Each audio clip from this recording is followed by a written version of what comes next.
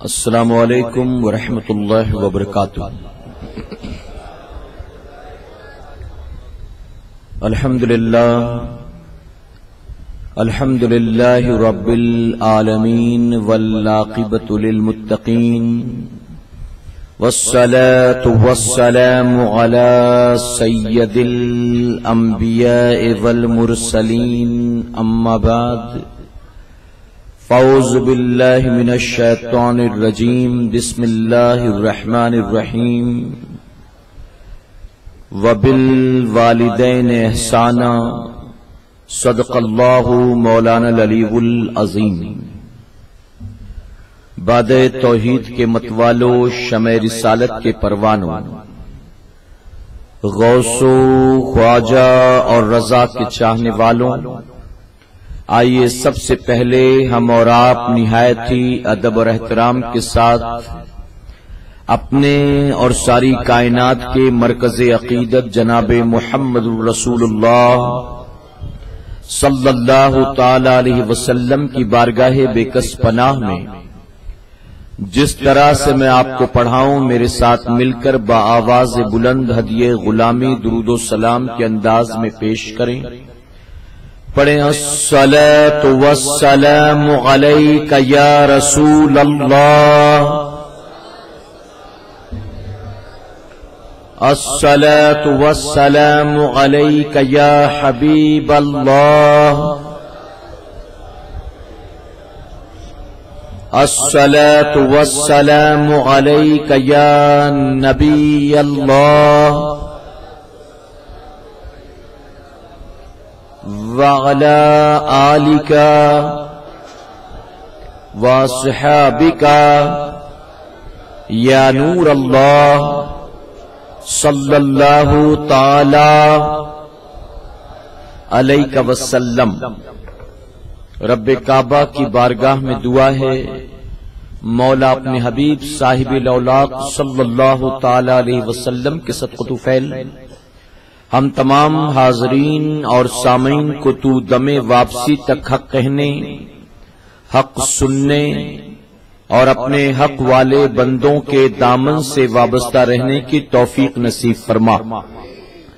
ساتھ ہی بارگاہ رب العزت میں دعا ہے کہ مولا ہم گناہگاروں سیاہکاروں کو، ہمارے والدین کو اور ہماری قیامت تک آنے والی تمام نسلوں کو صحیح معنوں میں غوث و خواجہ اور رضا سے محبت کی توفیق نصیب فرما، اور اپنے محبوبین کی محبتوں کا صلہ ہمیں دنیا اور آخرت دونوں جہاں میں نصیب فرما۔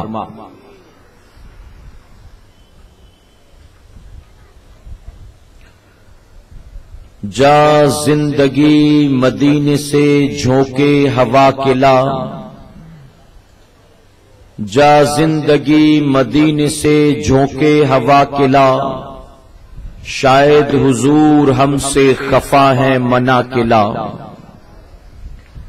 جا زندگی مدینے سے جھونکے ہوا کے لا، شاید حضور ہم سے خفا ہے منا کے لا، کچھ ہم بھی اپنا چہرہ باطن سنوار لیں، کچھ ہم بھی اپنا چہرہ باطن سنوار لیں، بو بکر سے کچھ آئینے عشق و وفا کے لا، شاید حضور ہم سے خفا ہے منا کے لا۔ دنیا بہت ہی تنگ مسلماں پہ ہو گئی، دنیا بہت ہی تنگ مسلماں پہ ہو گئی، فاروق کے زمانے کے نقشے اٹھا کے لا، شاید حضور ہم سے خفا ہے منا کے لا۔ محروم کر دیا ہمیں جن سے نگاہ نے، محروم کر دیا ہمیں جن سے نگاہ نے، عثمان سے کچھ زاویے شرم و حیا کے لا، شاید حضور ہم سے خفا ہے منا کے لا۔ مغرب میں مارا مارا نہ پھر اے گدائے علم، مغرب میں مارا مارا نہ پھر اے گدائے علم، دروازے علی سے تو خیرات جا کے لا، شاید حضور ہم سے خفا ہے منا کلا، اور دنیا بہت ہی تنگ مسلمان پہ ہو گئی، باطل سے دب رہی ہے پھر امت رسول کی، باطل سے دب رہی ہے پھر امت رسول کی، باطل سے دب رہی ہے پھر امت رسول کی، منظر ذرا حسین سے کچھ کربلا کلا، منظر ذرا حسین سے کچھ کربلا کلا، شاید حضور ہم سے خفا ہے منا کلا، شاید حضور ہم سے خفا ہے منا کلا۔ میرے پیارے آقا علیہ الصلوۃ والتسلیم کے پیروانوں، تلاوت کردہ آیت کریمہ کی روشنی میں اپنے شعور کے مطابق کچھ معروضات گوش گزار کروں گا، اس نیت کے ساتھ کہ آج کے اس اجتماع میں میں جو کچھ بھی کہوں رب تبارک تعالیٰ اس پر سب سے پہلے مجھے اور اس کے بعد آپ تمام کو عمل کی توفیق عطا فرمائے۔ آپ جانتے ہیں کہ آج کے شب سنی دعوت اسلامی کے زیر اہتمام یہ محفل جو منعقد کی گئی ہے، اس محفل کا مقصد اس اجتماع کے مقابلے ایک بہت بڑے اجتماع کی طرف آپ کو دعوت دینا ہے۔ آپ جانتے ہیں کہ عنقریب وادی نور آزاد میدان کی سرزمین پر عالمی تحریک سنی دعوت اسلامی کا 3 روزہ عظیم الشان روح پرور سالانہ سنی اجتماع ہونے جا رہا ہے، اور اسی اجتماع کی دعوت کو عام کرنے کے لیے پورے بامبے کی سرزمین پر مختلف مقامات پر روزانہ سنی دعوت اسلامی کے دعوتی اجتماعات ہو رہے ہیں۔ یہ اجتماع بھی انہی دعوتی اجتماعات کی ایک کڑی ہے، اور آج یہ دعوت دینے کے لیے فقیر آپ کے سامنے حاضر آیا ہے۔ میرے پیارے آقا علیہ الصلوۃ والتسلیم کے پیروانوں، میں یہ دعویٰ تو نہیں کرتا کہ اللہ رب العزت نے میری زبان میں بڑی تاثیر رکھی ہے، لیکن میں یہ گمان ضرور کرتا ہوں کہ آپ ضرور بھی ضرور میری دعوت کو قبول فرمائیں گے اور وادی نور آزاد میدان کے سالانہ سنی اجتماع میں آنے کی کوشش کریں گے، اور محبت سے کہیں میرے پیارے آقا علیہ الصلوۃ والتسلیم کے پیروانوں، رب تبارک تعالیٰ نے ہم پر آپ پر 2 حقوق رکھے ہیں، ایک ہے حقوق اللہ اور دوسرا ہے حقوق العباد۔ بہت توجہ کے ساتھ آپ اسے سماعت کریں۔ حقوق اللہ سے مراد اللہ کے حقوق جو اس نے بندوں پر رکھے، اور حقوق العباد سے مراد بندوں کے حقوق جو اس نے اپنے بندوں پر رکھے۔ حقوق اللہ کیا ہے؟ اللہ کو اپنا خالق ماننا، اللہ کو اپنا رازق ماننا، اللہ کو اپنا معبود حقیقی ماننا، اللہ ہی کو زندگی موت پر قدرت دینے والا رکھنا ماننا، اسی طرح سے اللہ کے ساتھ کسی کو شریک نہ کرنا، اس کی وحدانیت کا اقرار کرنا، یہ حقوق اللہ ہے۔ اور اسی کے ساتھ نماز پنجگانہ کی حفاظت کرنا، ماہ رمضان کے فرض روزے رکھنا، صاحب نصاب ہو تو زکوٰۃ ادا کرنا، صاحب استطاعت ہو تو حج کو ادا کرنا، یہ تمام چیزیں جو ہیں یہ حقوق اللہ کہلاتی ہیں، یعنی اللہ کے حقوق۔ اور حقوق العباد سے مراد اللہ رب العزت نے جو بندوں پر بندوں کے حقوق رکھے، یعنی ہم پر آپ پر سب سے پہلے اللہ نے جو ہمارے والدین کا حق رکھا، اس کے بعد ہمارے اپنے بھائی بہنوں کا، بیوی بچوں کا، رشتہ داروں کا، پڑوسیوں کا، اور دنیا کے تمام انسانوں کا، مسلمان ہیں ان کے بھی اور جو مسلمان نہیں ہیں ان کے بھی، اسے کہتے ہیں حقوق العباد یعنی بندوں کے حقوق۔ میرے پیارے آقا علیہ الصلوۃ والتسلیم کے پیروانوں، حقوق اللہ اور حقوق العباد اگر ان دونوں چیزوں کو ساتھ رکھ کر دیکھا جائے تو میں پوری ذمہ داری کے ساتھ کہنا چاہوں گا کہ حقوق العباد کا معاملہ حقوق اللہ کے مقابلے زیادہ سخت ہے۔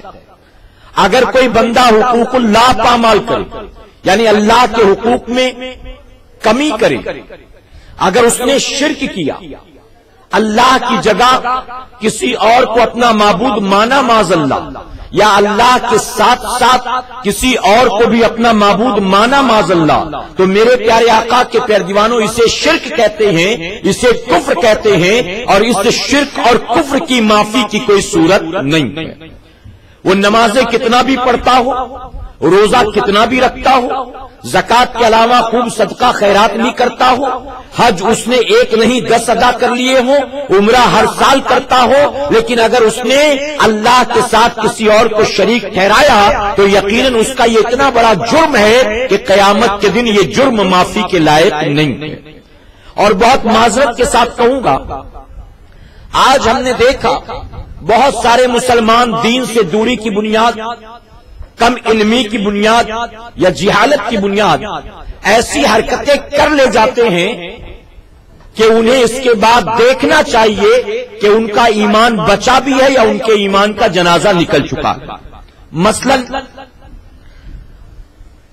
سنی سنائی بات نہیں، اپنی آنکھوں سے ہم نے دیکھا کبھی کبھی کوئی مسلمان خاتون بیماریوں سے تنگ آ کر، شوہر کی بے روزگاری سے تنگ آ کر، گھر کے لڑائی جھگڑوں سے تنگ آ کر، اولاد کی نافرمانی سے تنگ آ کر، یعنی کسی نہ کسی طرح کی دنیاوی پریشانیوں اور مصیبتوں بلاؤں میں مبتلا ہونے کے بعد ایسی حرکتیں کر بیٹھتی ہیں کہ جس کا شمار شریعت کے اندر جو ہے کفر میں ہے اور شرک میں ہے۔ مثلا بستر پر شوہر بیمار پڑا ہے، 15 دن ہو گئے، 20 دن ہو گئے، 1 مہینہ ہوا، آرام نہیں ہو رہا۔ اب پڑوس میں رہنے والی غیر مسلم عورت نے کہا کہ تم علاج بھی کر رہی ہو، دعا تعویذ بھی کر رہی ہو، جھاڑ پھونک بھی کر رہی ہو، ایک کام کرو، فلاں دن فلاں مندر میں میں جانے والی ہوں، اگر تم میرے ساتھ چل کر وہاں ایک ناریل چڑھا دو، یا وہاں چل کر تم دعا مانگ لو، یا وہاں چل کر تم کوئی منت مانگ لو، یا وہاں چل کر تم چند اگربتیاں جلا دو، یا وہاں چل کر تم کچھ چڑھاوا چڑھا دو، ممکن ہے کہ تمہارے شوہر کو آرام ہو جائے۔ اگر مسلمان عورت کہے کہ نہیں میں نہیں چل سکتی، اس کی وجہ کہ اسلام نے منع ہے، یا اگر کوئی اور بہانہ کر دے کہ نہیں بہن میں آنا تو چاہتی ہوں لیکن شوہر کو بستر پر بیمار چھوڑ کر میں نہیں آ سکتی ہوں، تم ایک کام کرو میں تو نہیں آ سکتی، یہ 101 روپے لے جاؤ میری طرف سے چڑھاوا چڑھا دینا، یا 101 روپے لے جاؤ میری طرف سے تم منت مانگ لینا، یا 101 روپے لے جاؤ میری طرف سے تم ناریل چڑھا دینا۔ تو میں کہتا ہوں اس طرح سے اگر تم نے اللہ کو چھوڑ کر یہ سوچا کہ معاذ اللہ کسی اور کے ذریعے بھی شفا ہو سکتی ہے، کسی اور کے ذریعے بھی بے روزگاری دور ہو سکتی ہے، کسی اور کے ذریعے گھر میں رحمت و برکت کا نزول ہو سکتا ہے، تو یاد رکھنا تم نے گویا اپنی اس حرکت کے ذریعے اللہ کا شریک ٹھہرا دیا، اور اللہ کا شریک کسی کو ٹھہرانا یہ اتنا بڑا جرم ہے کہ لاکھ سجدوں کے باوجود بھی یہ جرم معافی کے لائق نہیں ہے۔ کوئی چرچ میں موم بتی جلا رہا ہے، کوئی نقاب پہن کر کسی مندر سے نکلتا نظر آ رہا ہے، اور یہ وہ معاملات ہیں جو میں نے اپنی آنکھوں سے دیکھے، اپنی آنکھوں سے۔ میرے پیارے آقا کے پیارے دیوانوں یاد رکھنا، دنیا کی پریشانیاں، دنیا کی مصیبتیں 2-4 نہیں لاکھوں ہو، لیکن اس کے باوجود ایک مسلمان کا اپنے پروردگار پر، اللہ کا اپنے بندوں پر یہ حق بنتا ہے کہ ساری امیدیں اپنے مولا سے وابستہ کرے، دعا بھی کرے تو رب کی بارگاہ میں، اشکوں کے نذرانے بھی پیش کرے تو رب کی بارگاہ میں۔ بے روزگاری دور ہے، تمنا دعا اس سے ہو، پریشانیاں بہت ہیں، دعائیں اس سے ہو۔ اے سرکار مدینہ کے پیارے دیوانوں، اور میں منبر رسول پر موجود ہو، اگر انسان کا ذہن نہ بھٹکے اور وہ یقین کے ساتھ رب کی بارگاہ میں اپنی ساری امیدیں وابستہ کر دے تو مصیبت کتنی بڑی کیوں نہ ہو یقیناً میرا مولا مصیبت دور بھی فرمائے گا اور غیب سے اس کے لیے آسانیوں کے دروازے بھی کھولے گا۔ بس ضرورت اس بات کی ہے کہ ایمان کامل ہونا چاہیے، یقین کامل ہونا چاہیے۔ اور میں تو کہتا ہوں اے مسلمان، جب دعا کے لیے تو ہاتھ اٹھا تو دعا کے لیے ہاتھ اٹھاتے وقت یہ خیال رکھو کہ میں کسی دنیا کے انسان سے نہیں مانگتا، میں کسی دھنوان سے نہیں مانگتا، میں دنیا کے کسی دولت مند سے نہیں مانگتا، ارے میں اس سے مانگتا ہوں جو ساری کائنات کا خالق ہے، مالک ہے، رازق ہے۔ ارے وہ تو انہیں بھی کھلاتا ہے جو اسے رزاق نہیں مانتے، وہ تو انہیں بھی پالتا ہے جو اسے اپنا خالق نہیں مانتے۔ اب ایسی صورت میں ہے مسلمانوں، ہم جب ہاتھ اٹھائیں دعا کے لیے، ہم ساری امیدیں مولا سے وابستہ کر دیں، ہم مکمل طور پر لو لگا دیں کہ ہم اس سے مانگتے ہیں جس کے خزانے میں کوئی کمی نہیں ہے، ہم اس سے مانگتے ہیں جس نے بن مانگے ہمیں نہ جانے کیا کچھ دیا۔ اب جب اس کامل یقین کے ساتھ ہاتھ اٹھیں گے تو ہم جو مانگیں گے میرا مولا ہمیں ضرور عطا فرمائے گا۔ مولا علی کرم اللہ وجہ کریم فرماتے ہیں جب میں دعا کے لیے ہاتھ اٹھاتا تو پھر میں یہ نہیں سوچتا کہ کام بنے گا کہ نہیں بنے گا، دعا قبول ہوگی کہ رد ہوگی، فرماتے میں اس کی پرواہ نہیں کرتا، اس کی وجہ کہ دعا کرنا میرا کام ہے اور قبول کرنا نہ کرنا یہ اللہ کا کام ہے، تو میں اپنا کام کرتا ہوں، اس کے کاموں میں دخل اندازی نہیں کرتا، اس کے کاموں میں انٹرفیئر نہیں کرتا۔ اسی لیے اے مسلمانوں ہم بھی مولا علی کے طریقے کو اپنائیں اور اللہ کی بارگاہ میں ہم دعا کے لیے ہاتھ اٹھائیں، اپنے سر کو سجدے میں جھکائیں، ہم ساری لو اس سے لگا دیں، یقیناً میرے رب کے سوا ہمارا کوئی اور اس کائنات میں حامی اور مددگار نہیں۔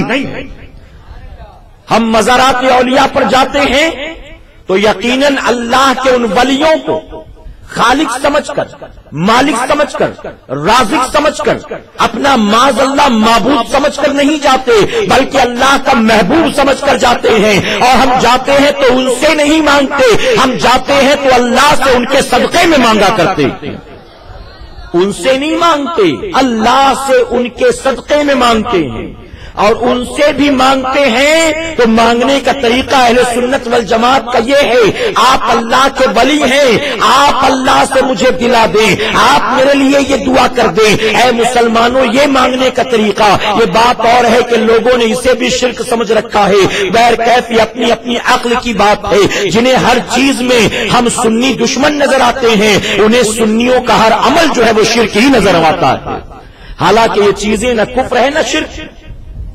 تو اے سرکار مدینہ کے پیروانوں، اللہ کے حقوق اور حقوق العباد بندوں کے حقوق اگر دونوں کو پیرللی رکھ کر دیکھا جائے، سامنے رکھ کر دیکھا جائے تو جانتے حقوق العباد حقوق اللہ کے مقابلے زیادہ نازک، کہ رب تبارک تعالیٰ فرماتا ہے اگر میرے بندے نے میرے کسی حق کو پامال کیا، اب یہاں حق کو پامال کرنے سے مراد نمازوں میں کوئی کمی رہ گئی، روزوں میں کوئی کمی رہ گئی، زکات فطرے میں کوئی کمی رہ گئی، یعنی ان چیزوں میں کوئی کمی رہ گئی تو رب فرماتا ہے میں رحمان ہوں، رحیم ہوں، کریم ہوں، ستار ہوں، غفار ہوں، قیامت کے دن ممکن ہے میں اپنے بندے کے ان سارے حقوق کو معاف کر دوں، یعنی میرے حقوق جو پامال کیے ممکن ہے قیامت میں اسے معاف کر دوں، لیکن اگر میرے بندے نے کسی بندے کا حق مارا ہوگا تو میں اسے اس وقت تک معاف نہیں کرتا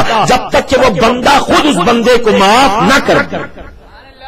اب کیا پتا چلا حقوق العباد یہ حقوق اللہ سے زیادہ نازک ہے، زیادہ سخت ہے، اور ہم نے دیکھا دوست ناراض ہو جائے، رشتہ دار ناراض ہو جائے، ایک بار دو بار نہیں سینکڑوں بار مناؤ، ماننے کو تیار نہیں، کہتے نہیں میں نہیں مانتا، نہیں تو نے بولا ایسے کیسے، نہیں تو نے بول دیا بات ختم، آج کے بعد لینا دینا نہیں، اس طرح سے لاکھ مناؤ معافیاں مانگو لیکن وہ ماننے کو تیار نہیں۔ اے مسلمانوں یہ تو بندوں کا معاملہ ہے کہ آپ بار بار مناتے ہو لیکن ایک معمولی غلطی پر ایسا اکڑا کہ وہ ماننے کو تیار نہیں ہے، لیکن مولا کا معاملہ بندوں کی طرح نہیں ہے بلکہ رب تبارک تعالیٰ کی رحمتیں تو اسی انتظار میں رہتی ہیں کہ میرا بڑا سے بڑا گناہگار بندہ کب پلٹ کر آئے میری طرف اور وہ توبہ کرے اور میں اس کی توبہ کو قبول کر کے اپنی رحمتوں کے سائے میں اسے لے لوں۔ تو اللہ کی رحمتیں تو انتظار میں ہیں۔ آپ نے سنا ہے نا میرے پیارے آقا کے پیارے دیوانوں کہ اللہ تبارک تعالیٰ کی رحمت تو بس بہانہ ڈھونڈتی، بس بہانہ، اللہ کی رحمت بندوں کی بخشش کا بہانہ ڈھونڈے، بندوں کی نجات کا بہانہ ڈھونڈے، اور انسان بندوں سے اکڑنے کا بہانہ ڈھونڈے۔ ہم اور آپ ایک دوسرے سے منہ ٹیڑھا کرنے کا بہانہ ڈھونڈے کہ کچھ تو ملے تو ہمارا حال اور پروردگار کا معاملہ اور ہے۔ تو میرے پیارے آقا کے پیارے دیوانوں، ان دونوں چیزوں کو ان کے وقتوں پر صحیح طرح سے ادا کرنا ہے کہ انشاءاللہ حقوق اللہ ہو، حقوق العباد ہو۔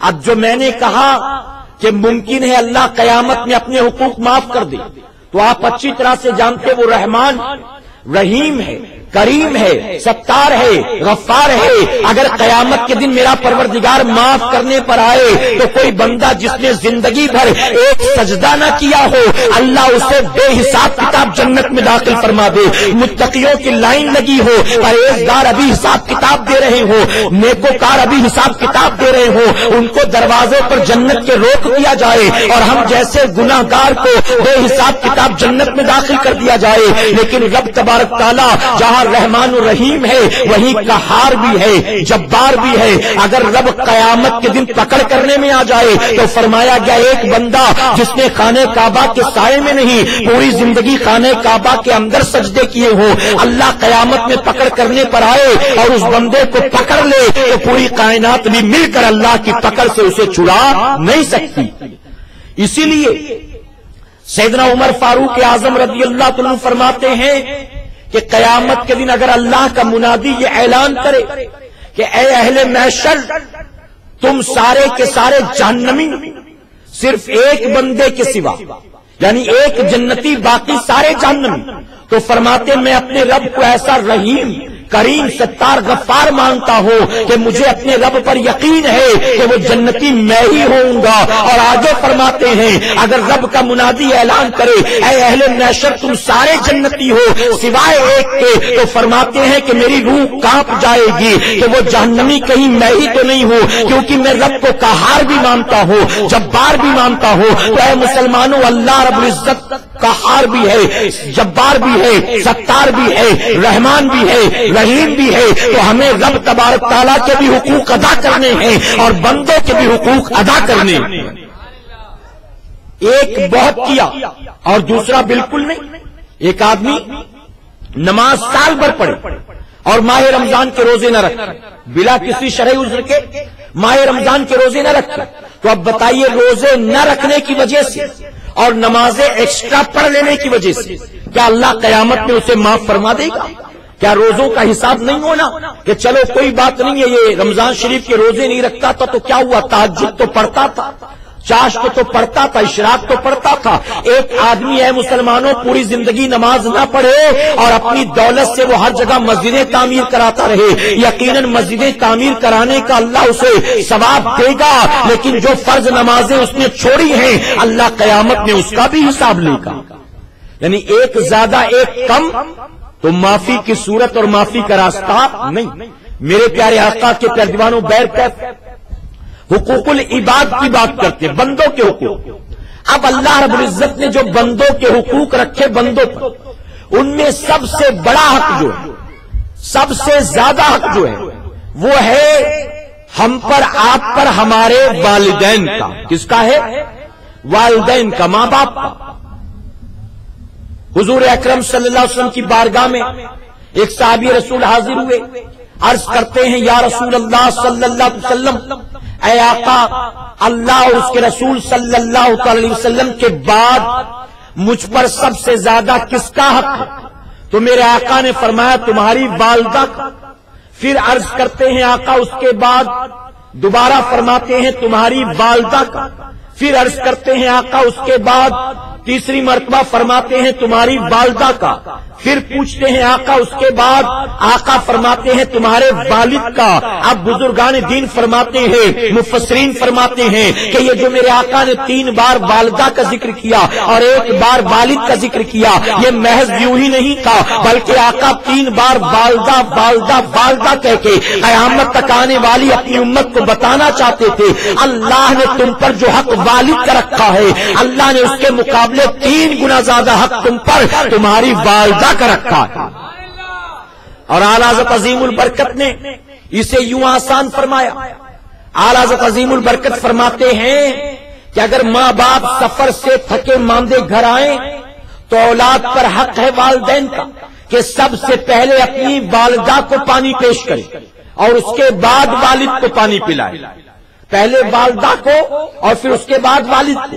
آگے فرماتے ہیں ماں باپ کی اگر خدمت کرنا چاہے تو سب سے پہلے اپنی والدہ کے پیر دبائے, اس کے بعد اپنے والد کا. آ رہی بات سمجھ میں آپ؟ سب سے پہلے والدہ کے پیر دبائے, اس کے بعد اپنے والد کے. اور آگے فرماتے ہیں کہ اگر آپ کے پاس 100 روپے ہیں اور ماں باپ نے اسے تقسیم کرنا ہے تو والد کو 25 روپے دینا اور والدہ کو 75 روپے دینا. آسان کر دیا نا اعلیٰ حضرت, یہ سمجھانا تھا حقوق. ورنہ ہمارا آپ کا معاملہ کیا ہے, نہ یہ کرتے نہ وہ کرتے. والدہ کو پانی کون پلائے؟ تھکی ماندی بیچاری آئے کہیں سے مانگے تو آپ کہیں گے میں کون سا آرام سے سو کر اٹھتا ہوں. آپ تھکی ہوئی آئی ہو, میں بھی تو تھکا ہوا ہوں, میں تو انتظار میں تھا اتنی دیر سے کہ امی آئیں گی تو پانی دیں گی, اور یہاں آپ خود مجھ سے پانی مانگ رہی ہیں. چلیے آپ اپنا لے کر پی لیجئے, میں اپنا لے کر پی لیتا ہوں. غلط تو نہیں کہہ رہا ہوں؟ والدین میں 100 روپے تقسیم کرنا تو درکنار, آج تو لوگ والدین کی جیب کاٹنے پر لگے ہوتے ہیں. والدین کی جیب کاٹنے پر ہے مسلمانوں. اسی بمبئی کا واقعہ ہے, اسی بمبئی کا. میں نے اخبار میں پڑھا, ایک 30-32 سال کے نوجوان بیٹے نے اپنی 65 سال کی بوڑھی ماں کا چاقو کے ذریعے مرڈر کر دیا. پولیس والے ڈھونڈتے رہے, رات کو تقریباً 3-4 بجے شراب کے اڈے پر وہ گرفتار ہوا, اریسٹ ہوا. شراب کے اڈے میں نشے میں دودھ, اسے اٹھا کر لے گئے, اندر بند کیا. صبح جب کچھ نشہ اترا اس سے پوچھا ظالم اپنی بوڑھی ماں کا قتل تو نے کیوں کر دیا؟ اکلوتا بیٹا تھا, تم دو کے سوا گھر میں تیسرا کوئی رہتا نہیں تھا, پھر کس بات پر تیری دشمنی تھی ماں سے, تو نے اس کا قتل کیوں کر دیا؟ تو جانتے وہ شرابی جوان بیٹا کیا جواب دیتا ہے؟ وہ کہتا ہے روزانہ میں آتا تھا, ضد کر کے پیسے لیتا, شراب پیتا تھا, کبھی لڑ جھگڑ کر پیسے لیتا, شراب پیتا تھا. کل رات میری ماں ماننے کو تیار نہیں تھی, یہاں تک کہ میں نے اس کو بار بار سمجھایا مجھے نشہ کرنا ہے, مجھے جو ہے دھن سوار ہے نشہ کرنے کی, مجھے لت پڑ گئی ہے نشہ کرنے کی, میں نشہ نہیں کروں گا, مجھے نیند نہیں آئے گی, مجھے تھوڑے سے پیسے دے دو. میری ماں بھی ضد پر تھی, وہ کہتی میں پیسے نہیں دوں گی. میں بار بار کہتا رہا, وہ ماننے کو تیار نہیں تھی. آخر میں میری ماں نے خود کہا تو میرا خون کر دے تو بھی میں پیسہ نہیں دوں گی. وہ کہتا ہے پھر مجھے اس سے آئیڈیا آیا, میں کچن میں گیا, چاقو اٹھا کر لایا اور میں نے ماں کا خون کر دیا. اس کے بعد پیسے لیے اور شراب پینے کو چلا گیا. اے مسلمانوں ذرا سوچو, اعلیٰ حضرت فرماتے تمہارے پاس 100 روپے ہوں تو ماں کو 75 دینا اور باپ کو 25 دینا. یہاں لوگ ماں باپ کو دینا تو درکنار, جوانی میں اتنے جوانی کے نشے میں اتنا مست ہیں کہ ماں باپ بوڑھے ہو گئے, ان کی پرواہ بھی نہیں ہے. وہ جو کچھ کماتے ہیں اپنے بیوی کے قدموں میں لا کر ڈالتے ہیں یا اپنی عیاشیوں میں خرچ کرتے ہیں, اپنے دوستوں پر خرچ کرتے ہیں, اپنی نفس پر خرچ کرتے ہیں, اپنے بوڑھے ماں باپ پر کتنے لوگ خرچ کرتے ہیں. اے سرکار مدینہ علیہ الصلوۃ والتسلیم کے پیروانوں, اگر ماں باپ کے حقوق کی بات کی جائے تو میں پوری ذمہ داری کے ساتھ کہنا چاہوں گا, اگر ماں باپ اپنی اولاد سے ناراض ہو, اگر ماں باپ اپنی اولاد سے ناراض ہو, وہ خوب نمازیں پڑھتا ہو, وہ روزہ بھی رکھتا ہو, حج و زکات بھی ادا کرتا ہو, وہ خوب نیکیوں کے کام کرتا ہو, لیکن اگر اس کے ماں باپ اس سے روٹے بیٹھے ہو تو قیامت کے دن اس کی نیکیاں اسے جنت میں نہیں لے جائیں گی, بلکہ ماں باپ کی ناراضگی اس کو جہنم کا ایندھن بنا دے گی. آج لوگ مزارات پر جاتے ہیں, اللہ کے ولیوں کی مزارات پر.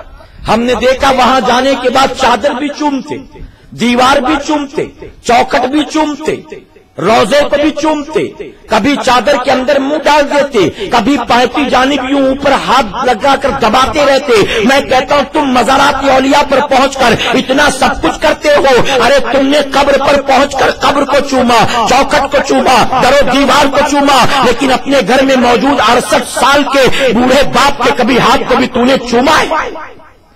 کبھی 65 سال کی بوڑھی ماں کے قدموں کو تو نے چوما ہے؟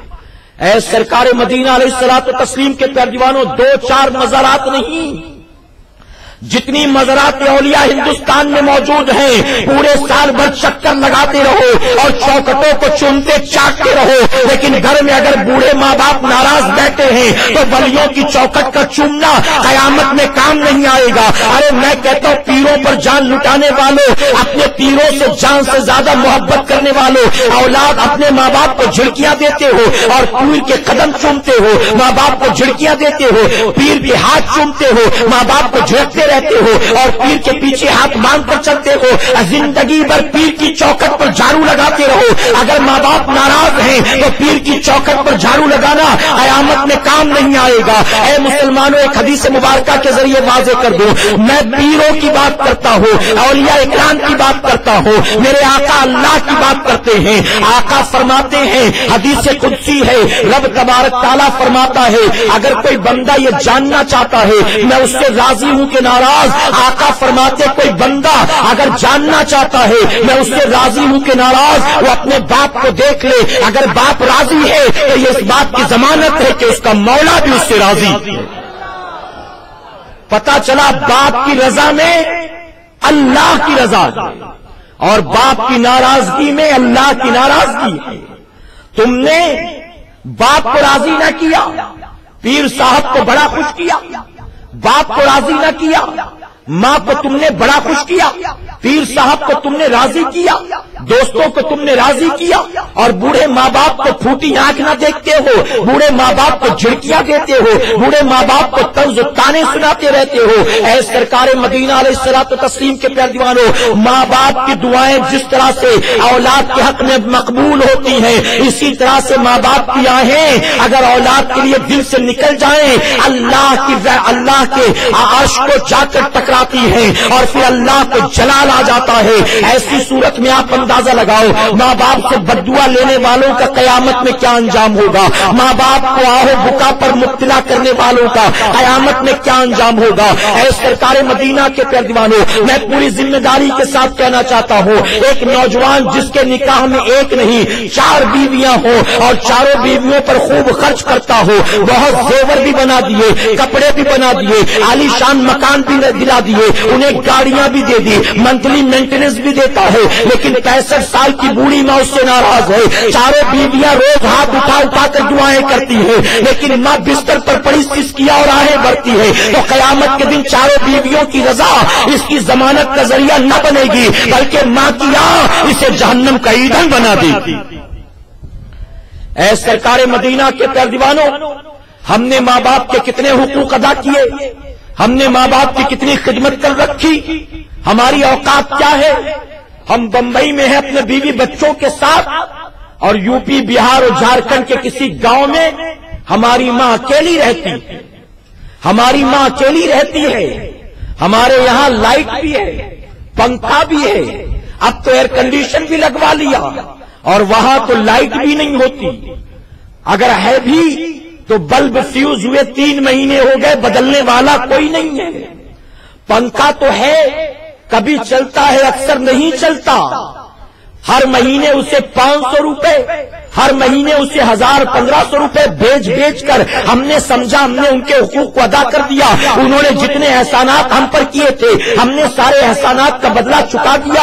اے مسلمانوں یاد رکھنا، ارے ماں باپ کو ہر مہینے 1500 نہیں، ہر مہینے 1.5 لاکھ روپے دیتے رہو، ہر مہینے 15 لاکھ روپے دیتے رہو تو بھی ان کے حقوق کو ادا نہیں کر سکتے ہو۔ ہماری اوقات کیا ہے؟ ایک صحابی رسول میرے آقا صلی اللہ علیہ وسلم کی خدمت میں حاضر ہوتے ہیں، عرض کرتے ہیں یا رسول اللہ صلی اللہ علیہ وسلم، اے آقا میری ماں بوڑھی ہے، بڑھاپے کی وجہ سے کمزور ہو گئی، بڑھاپے کی وجہ سے آنکھوں کی روشنی جاتی رہی، میری ماں میں چلنے پھرنے کی طاقت نہیں۔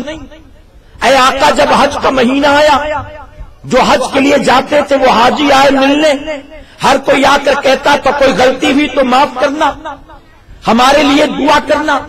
ایک آدمی آیا دوسرا آیا، تیسرا آیا، لوگ آتے رہے، ہر کوئی آنے والا کہتا میں حج کے لیے جاتا ہوں، حج کے لیے جاتا ہوں۔ اے آقا میری ماں سے برداشت نہ ہوا، میری ماں سے رہا نہ گیا، اس کی آنکھوں سے آنسو جاری ہو گئے، اس نے رب کی بارگاہ میں رو رو کر عرض کیا اے اللہ کاش میرے جسم میں طاقت ہوتی، کاش میرے اندر بھی چلنے پھرنے کی صلاحیت ہوتی، کاش میری آنکھوں میں نور ہوتا، موت آنے سے پہلے میں بھی تیرا آخری بار حج کر لیتی، ایک بار میں پھر سے حج کو ادا کر لیتی۔ اے آقا جب میں نے اپنی ماں کو رات کے اندھیرے میں اپنے بستر پر روتا دیکھا اور اسے یہ دعا مانگتی دیکھی تو میری غیرت نے گوارا نہ کیا، میں نے اسی وقت طے کیا میری ماں بوڑھی ہے میں تو جوان ہوں، میری ماں چل نہیں سکتی میں تو دوڑ سکتا ہوں، میری ماں کی آنکھوں میں نور نہیں میں تو دیکھ سکتا ہوں۔ اے آقا میں نے طے کیا میں ماں کی آخری آرزو کو ضرور پورا کروں گا، اگر مجھے اپنے کاندھے پر بٹھا کر اسے حج کرانا پڑے میں اسے کاندھے پر بٹھا کر حج کراؤں گا،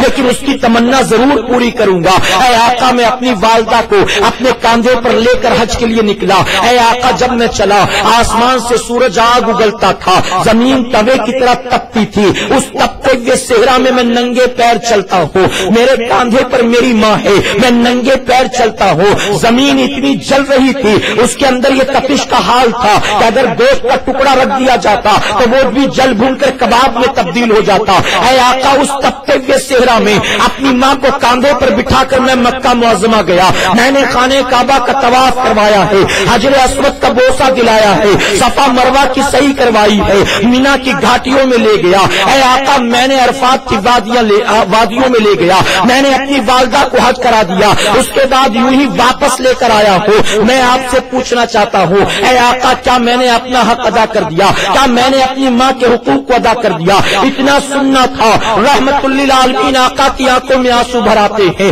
آقا کی آنکھوں میں آنسو ہے، آقا فرماتے تم مجھ سے بس اتنا کر کے پوچھتے ہو کیا تم نے اپنی ماں کا حق ادا کر دیا؟ سنو تمہاری پیدائش کے وقت تمہاری ماں نے جو جھٹکے برداشت کیے تھے ممکن ہے کہ تم نے اس میں سے ایک جھٹکے کا حق ادا کر دیا ہو، اللہ تمہیں قیامت تک کی زندگی دے اور تم ہر سال ماں کو اسی طرح کندھے پر بٹھا کر حج کراتے رہو لیکن پھر بھی تم ماں کا حق ادا نہیں کر سکتے۔ اے بمبئی کے سرزمین پر بسنے والے مسلمانوں، اے آج کے ترقی یافتہ دور کے ماڈرن نوجوانوں، اے کالج جانے والوں، اے کال سینٹر اور کسی شاپنگ مال میں جاب کرنے والوں، اے زری کا اور چپل جوتے اور سلائی کا کارخانہ چلانے والوں، میں آپ سے پوچھتا ہوں جب وہ صحابی رسول ہو کر اتنی خدمت کے بعد اپنی ماں کے حقوق کو ادا نہ کر سکے کیا ہم نے اور آپ نے اپنے ماں باپ کے حقوق کو ادا کر دیا ہوگا؟ اے سرکار مدینہ کے پیارے دیوانوں، باپ کی رضا پر مولا کی رضا ہے، کیا ہم نے کبھی جاننے کی کوشش کی ہمارا باپ ہم سے راضی ہے کہ ناراض ہے؟ میرے آقا نے فرمایا اولاد کی جنت ماں کے قدموں کے نیچے ہوتی ہے، کیا ہم نے کبھی اپنی جنت کو سنوارنے کی کوشش کی؟ ہم نے اپنی جنت کو راضی کرنے کی کوشش کی؟ ہم نے کبھی اپنی جنت کو پانے کی کوشش کی؟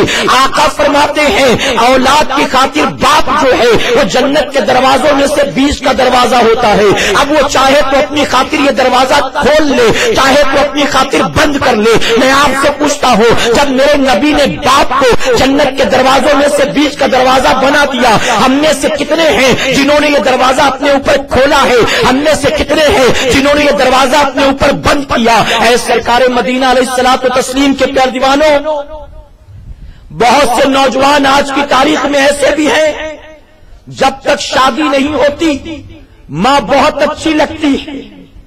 کیوں اچھی لگتی ہے؟ اس کی وجہ کہ گھر میں نوکرانی کا کام وہی تو کرتی ہے، کپڑے دھونا ہمارے کپڑے کون دھوئے گا سوائے اس کے؟ تھکے ماندے ہو تو سر میں تیل وہی لگاتی، ہماری پسند کے مطابق کھانا ہمارے لیے وہی بناتی، ہمارے جھوٹے برتن وہی تو دھوتی ہے، ہمارے دکھ درد وہی بانٹتی ہے۔ رات کے 2, 2:30, 3 بجے آوارہ گردی کر کے آئیں، ہم باپ سے ڈر رہے ہوں اور باپ سے نظریں بچا کر ہماری خاطر دروازہ وہی تو کھولا کرتی ہے۔ کیا کچھ اس نے ہمارے لیے کیا؟ اے مسلمانوں، جب تک شادی نہیں ہوئی ہم نے اسے بہت پیار کیا، لیکن نکاح ہوتے ہی نظر ایسی بدلی کہ اب وہی ماں پھوٹی آنکھوں نہیں بھاتی. اب ایک جوان لڑکی جو زندگی میں آئی ہے, اب اس کے حسن و جمال کے سامنے یہ 52-55 سال کی بڑھیا کیوں اچھی معلوم دے گی؟ ایک 22 سال کی لڑکی نکاح میں آ گئی, اب اس حسین و جمیل لڑکی کے مقابلے وہ 60-70 سال کی بڑھیا کیوں اچھی معلوم دے گی؟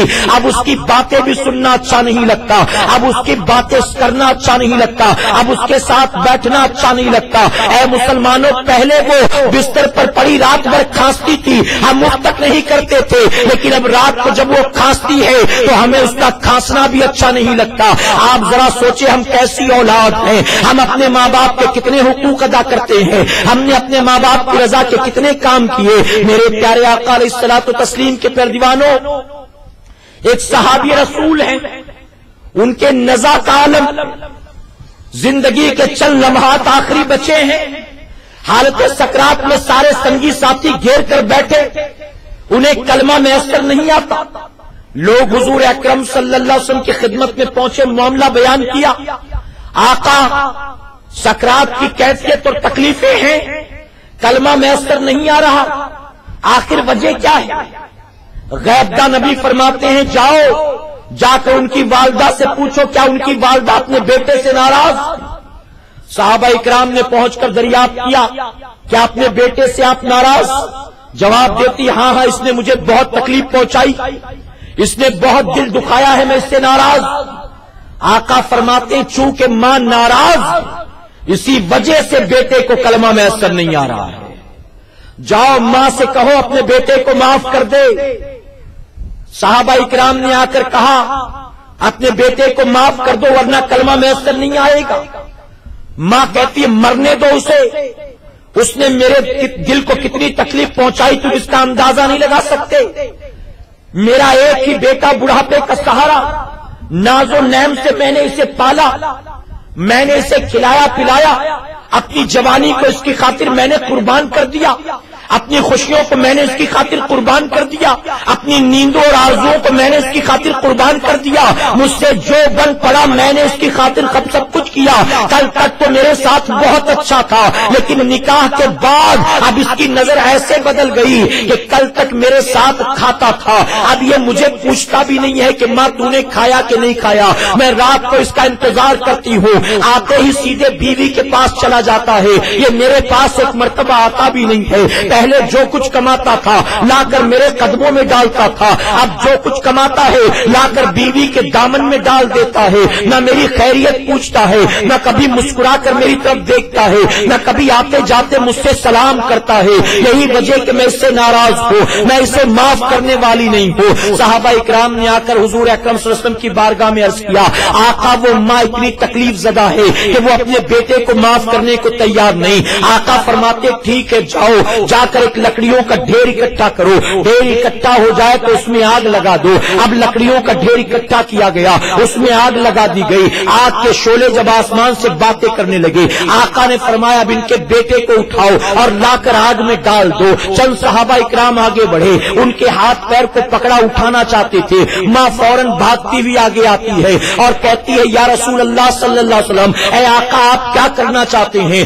آقا فرماتے, میں تمہارے بیٹے کو اس آگ پر ڈالوں گا, اس آگ پر ڈالنا چاہتا ہوں. عرض کرتی ہے, آقا ایک ماں کی آنکھوں کے سامنے اس کی اولاد کے ساتھ ایسا سلوک کیوں کر؟ آقا فرماتے, میں تمہارے بیٹے کو تھوڑی دیر کے لیے اس آگ میں جلاتا ہوں, اگر تم نے اسے معاف نہ کیا ہمیشہ کے لیے وہ جہنم کی آگ میں جلایا جائے گا. اتنا سننا تھا. ارے ماں تو آخر ماں ہوتی ہے, اولاد گالیاں بھی دے پھر بھی وہ ماں ہے, اولاد جھڑکیاں دے پھر بھی وہ ماں ہے, اولاد تانے دے پھر بھی وہ ماں ہے, اولاد حقوق پامال کرے پھر بھی وہ ماں ہے. جب وہ آپ نے اپنے بیٹے کے حوالے سے سنا فوراً تڑپ اٹھتی ہے اور عرض کرتی ہیں, آقا گواہ ہو جائیں, میں نے اپنے بیٹے کو معاف کر دیا, میں نے اپنے بیٹے کو معاف کر دیا, میں نے اپنے بیٹے کو معاف کر دیا. ابھی ماں کی زبان سے یہ کلمات جاری ہوئے, وہاں بیٹے کو جو ہے کلمہ میسر آ گیا, بیٹے کو سکرات کے عالم میں کلمہ میسر آ گیا. اے مسلمانوں, اس حدیث مبارکہ سے کیا پتا چلا؟ پتا چلا کہ وہ جو ماں باپ کا دل دکھاتا ہے, اس بات کے بھی امکانات ہے کہ آخری وقت میں اسے کلمہ میسر نہیں آئے گا. دنیا سمجھے گی مسلمان گیا, غسل بھی ہوگا, کفن بھی ہوگا، جنازہ بھی چلے گا، قبر بھی کھدے گی، دفنایا بھی جائے گا، چہرہ بھی قبلہ رخ کیا جائے گا، لیکن مسلمان گیا کہ نہیں گیا ہم اس کی ضمانت نہیں دے سکتے ہیں۔ اور سنو مسلمانوں، ماں باپ کی دل آزاری یہ کتنا بڑا گناہ ہے۔ فرمایا گیا بندہ جو کچھ بھی کرتا ہے اللہ اس کی سزا اسے قیامت کے دن دے گا، لیکن ماں باپ کی دل آزاری وہ گناہ ہے کہ جس کی سزا اللہ آخرت میں بھی دیتا ہے اور دنیا میں بھی دیتا ہے۔ ماں باپ کا دل دکھانے والا کیا بتاؤ دنیا میں کبھی آباد رہ سکتا ہے؟ دنیا میں کبھی خوش رہ سکتا ہے؟ میرے پیارے آقا علیہ الصلوۃ والتسلیم کے پیروانوں، ایک ماں نے بڑی آرزوؤں سے اپنے جوان بیٹے کا نکاح کروایا، بیاہ کر دلہن گھر لائی، نہ جانے کتنی آرزویں وابستہ تھی، نہ جانے کتنے خواب بنے تھے۔ بیٹے کی شادی ہو گئی، موت آنے سے پہلے پوتے کا منہ دیکھوں گی، نہ جانے کیا کچھ تمنائیں اس نے سینے میں سجایا تھا، بڑی آرزوؤں کے ساتھ بیٹے کو دولہا بنایا تھا۔ دلہن گھر آئی، 1 ہفتہ، 15 دن، 1 مہینہ، ابھی 1 مہینہ بمشکل تمام گزرا تھا کہ روزانہ ساس بہو میں جھگڑے شروع ہو گئے۔ کچھ بھی وہ کہتی فوراً بہو جواب دے دیتی، ساس کی زبان کھولنا تھا کہ فوراً جو ہے بہو جو ہے بد کلامی کرنا شروع کر دیتی۔ ساس کا بولنا تربیت کے لیے تھا، ساس کا بولنا اپنی بہو کو سکھانے کے لیے تھا، ساس کا بولنا اپنا تجربہ اپنی بہو کے ساتھ شیئر کرنے کے لیے تھا، ساس کا بولنا اپنی بہو کو ٹریننگ دینے کے لیے تھا تاکہ میرے بعد میری بہو میرے گھر کو اچھے سے سنبھال سکے، اس لیے وہ بولتی تھی۔ لیکن بہو کو لگتا تھا دشمن سمجھ کر بولتی ہے۔ اب جب تھکا ماندہ شوہر کام پر سے واپس گھر آتا تو گھر آتے ہی کمرے میں جیسے ملاقات ہوتی فوراً بیوی اپنی ساس کے حوالے سے اپنے شوہر کے کان بھرنا شروع کر دیتی۔ 1 دن ہو گیا، 2 دن ہو گیا، 3 دن ہو گیا، 4 دن ہو گیا، وہ سنتا رہا۔ اکلوتا بیٹا تھا، کرتا تو کیا کرتا، بیوی بھی پیاری تھی، ماں بھی پیاری تھی۔ اب اس نے سوچا بڑھاپے میں ماں کو کہاں بھیجوں اور بیوی کے بغیر بھی اب نہیں رہ سکتا، اس لیے خاموشی سے برداشت کرتا رہا۔ میرے پیارے آقا کے پیروانوں، ہفتہ 10 دن دیکھنے کے بعد جب بیوی نے یہ محسوس کیا میں روزانہ اپنے شوہر کے کان بھرتی ہوں لیکن یہ نہ ماں کو جھڑکتا ہے، نہ ماں سے پوچھتا ہے، نہ میرے سامنے اس کی برائیاں کرتا ہے، تو اپنے میکے وہ چلی گئی بوریا بستر اٹھا کر۔ یہاں شوہر نکلا کام پر، وہاں وہ نکلی اپنے مائکے کے لیے اور شوہر کو فون کر کے اس نے کہہ دیا کہ میں تمہارے گھر میں بہت دن سے بہت کچھ برداشت کر رہی تھی، یہ تو تھوڑا بہت تھا جو میں نے تم کو بتایا، اس کے علاوہ میں نے کیا کیا اتنے دن میں برداشت کیا میں تمہیں بتا بھی نہیں سکتی ہوں۔ سنو، آج کے بعد تمہیں فیصلہ کرنا ہے، اس گھر میں یا تو تمہاری ماں رہے گی یا تو اس گھر میں میں رہوں گی، اگر ماں پیاری ہے تو ان کے ساتھ رہو، اگر مجھ سے پیار ہے تو کوئی الگ انتظام کر لو۔ میرے پیارے آقا علیہ الصلوۃ والتسلیم کے پیروانوں، اب شوہر کو جو یہ الٹیمیٹم دے دیا بیوی نے، اب بیچارہ وہ بھی پریشان۔ رات کو گھر واپس آیا تو دیکھا ماں گھر میں اکیلی گھر کے کام کر رہی ہے، بیٹھا آ کر ہاتھ منہ دھو کر ماں نے دسترخوان لا کر لگا دیا، بوڑھی ماں نے لا کر برتن رکھا، کھانے کا سامان رکھا۔ اب بیٹے نے کھانا شروع کیا، اب وہ پوچھتی ہے کہ بیٹا بات کیا ہے؟ بہو سے میں نے بار بار پوچھا لیکن اس نے کوئی جواب نہ دیا، وہ صبح اپنی پیٹی لے کر چلی گئی، بات کیا ہے؟ تو بیٹے نے بہانہ کر دیا، یہ نہیں کہا تجھ سے ناراض ہو کر گئی ہے، تیری وجہ سے گئی ہے، بلکہ اس نے بہانے کر دیے کہ گھر میں کسی کی طبیعت خراب ہے، ارجنٹ میں جانا تھا، وہ تمہیں بول کر نہیں گئی لیکن مجھے کال کر کر اس نے بتایا ہے، اس طرح سے بہانہ کر دیا۔ 1 دن گزرا، 2 دن گزرا، 3 دن گزرا، اب نہ گھر میں دل لگتا، نہ کام میں دل لگتا، نہ کھانے پینے میں دل لگتا، پریشان ہے۔ بار بار ماں بھی پوچھتی ہے کہ بہو کب واپس آئے گی، بیٹا کس کی طبیعت خراب ہے، چلو ہم چل کر دیکھ لیتے ہیں، لیکن بیٹا کوئی جواب نہ دیتا۔ یہاں تک کہ ہفتہ 10 دن گزر گیا، اس کے دوست احباب پریشان دیکھتے ہیں، دیکھنے کے بعد اس سے مجبوراً پوچھتے ہیں کہ بھائی بات کیا ہے؟ ہم کچھ دنوں سے دیکھ رہے ہیں کہ تو بہت پریشان ہے اور پریشانی ہمارے ساتھ شیئر بھی نہیں کرتا، بات کیا ہے بتا تو صحیح۔ اس نے کہا ایسی پریشانی ہے کہ اس کا حل مجھے نظر نہیں آتا اور نہ مجھے لگتا ہے کہ تم اس کا کوئی حل بتا سکتے ہو۔ دوستوں نے کہا بتا تو صحیح، ہو سکتا ہے کوئی نہ کوئی راستہ نکلے۔ اس نے سارا معاملہ بیان کر دیا، ایک طرف ماں ہے، ایک طرف بیوی. ماں کا بڑھاپا ہے، بیوی کی جوانی. ماں کی محبت ہے، بیوی سے پیار ہے. اب کروں تو کیا کروں سمجھ میں نہیں آتا. بڑھاپے میں اسے کہاں لے جا کر پھینکوں، بیوی کے لیے دوسرا کہاں انتظام کروں، کچھ سمجھ میں نہیں آتا. میری عقل تو کام نہیں کرتی. دوستوں نے کہا خامخواہ تو پریشان، ارے تجھے ہمیں پہلے بتانا چاہیے تھا. تو کس دنیا میں رہتا ہے، کیا تجھے خبر نہیں؟ دنیا کتنی ترقی کر چکی ہے. جیسے پہلے بڑے بڑے شہروں میں اناتھ آشرم ہوتے تھے، آرفن ہاؤس ہوتے تھے، یتیم خانے ہوتے تھے، اسی طرح بڑے بڑے شہروں میں اب اولڈ پیپل ہاؤس بھی بن چکے ہیں، وردھا آشرم بھی بن چکے ہیں. وہاں لوگ اپنے بوڑھے ماں باپ کو جنہیں سنبھال نہیں پاتے وہاں لے جا کر پہنچا دیتے ہیں، اور آشرم والے، اولڈ پیپل ہاؤس والے ان کی بڑی خدمت کرتے ہیں، کھلاتے پلاتے بھی ہیں، بیمار ہو تو علاج بھی کراتے ہیں. تم کیوں نہ اپنی ماں کو کسی اولڈ پیپل روم میں بھیج دو اور اپنی بیوی کو اپنے گھر لے آؤ. تم خامخواہ میں اپنی ماں کے لیے اپنی جوانی کو کیوں برباد کرتے ہو؟ تمہاری ماں کو جو زندگی گزارنا تھا اس نے گزار دیا، اب آخر کے 2-4 سال بچے ہیں، اس کی خاطر تم اپنی جوانی کے گولڈن مومنٹس کو کیوں برباد کرتے ہو؟